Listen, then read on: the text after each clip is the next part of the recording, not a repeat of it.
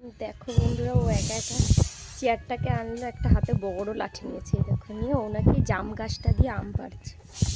বুঝতে পারছো কি করছো? তাই তো, কি করছো? আম পাচ্ছে দেখো গাছে। এটা কত বড় একটা লাঠি নিয়েছে। কি করছো সোনা?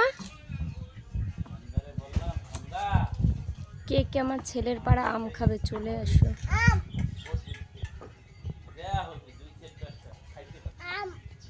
কই আম? আম পাড়ো, আবার পারো, আম পাড়ো, আম পাড়ো। আম পাচ্ছে, ওই দেখো আম পড়ছে। হ্যাঁ তাই তো।